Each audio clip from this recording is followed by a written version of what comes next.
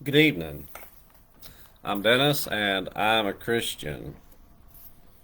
This evening I'll be reading Luke chapter 20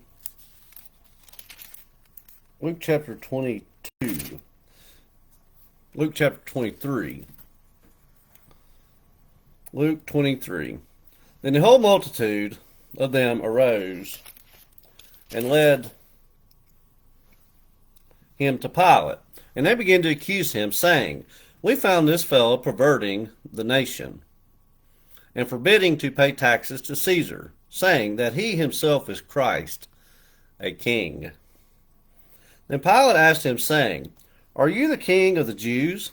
He answered him and said, It is as you say. So Pilate said to the chief priests and the crowd, I find no fault in this man. But they were the more fierce, saying, He stirs up the people, teaching throughout all Judea, beginning from Galilee to this place. Then Pilate heard of Galilee. When Pilate heard of Galilee, he asked if the man were a Galilean. And as soon as he knew that he belonged to Herod's jurisdiction, he sent him to Herod, who was also in Jerusalem at that time. Now when Herod saw Jesus, he was exceedingly glad, for he had desired for a long time to see him, because he had heard many things about him, and he hoped to see some miracle done by him. And he questioned him with many words, but he answered him nothing. And the chief priests and scribes stood and vehemently accused him. Then Herod, with his men of war, treated him with contempt and mocked him, arrayed him in a gorgeous robe, and sent him back to Pilate.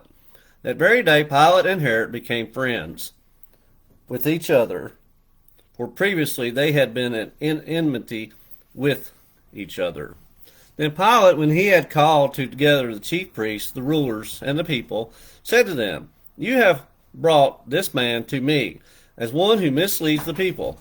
And indeed, having examined him in your presence, I have found no fault in this man concerning those things of which you accuse him. No, neither did Herod, for I sent you back to him, and indeed nothing deserving of death has been done by him.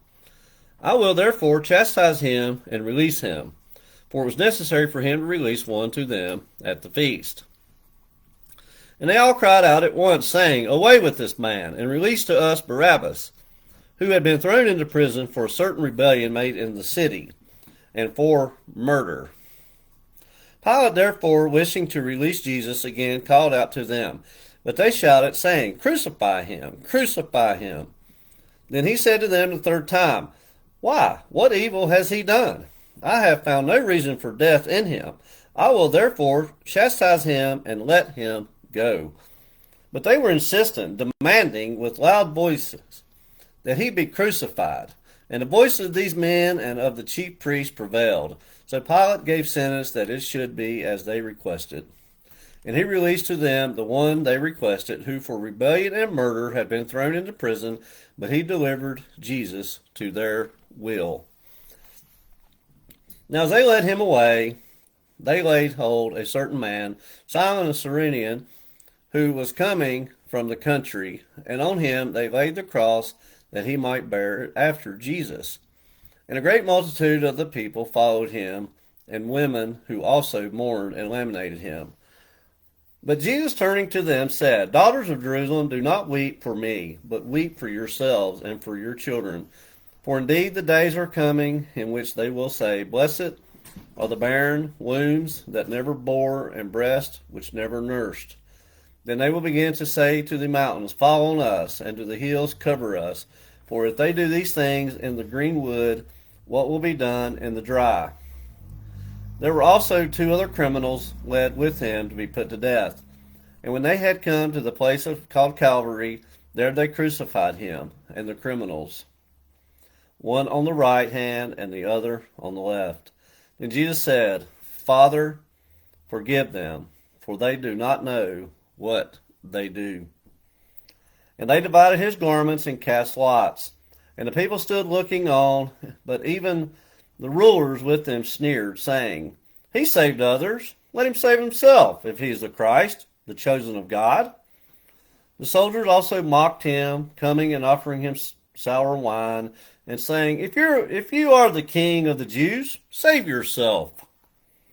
And an inscription also was written over him in letters of Greek, Latin, and Hebrew.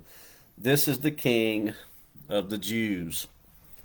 Then one of the criminals who were hanged blasphemed him, saying, if you are the Christ, save yourself and us.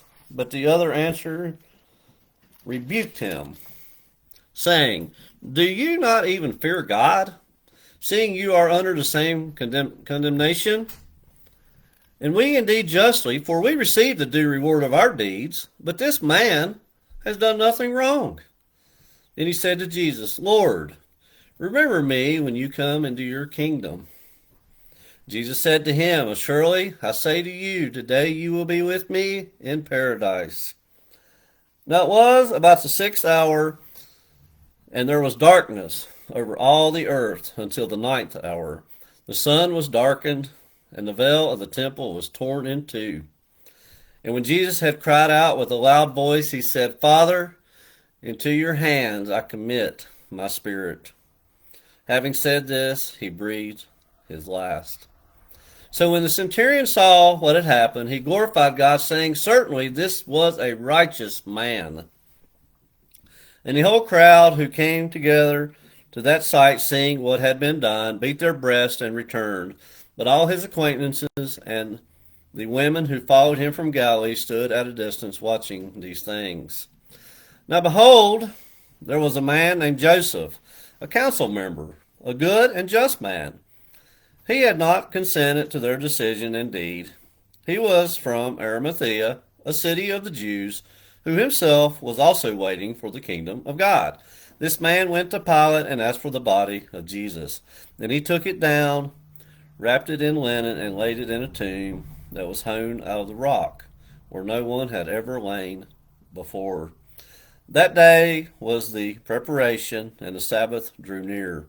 And the women who had come with him from Galilee followed after, and they observed the tomb and how his body was laid.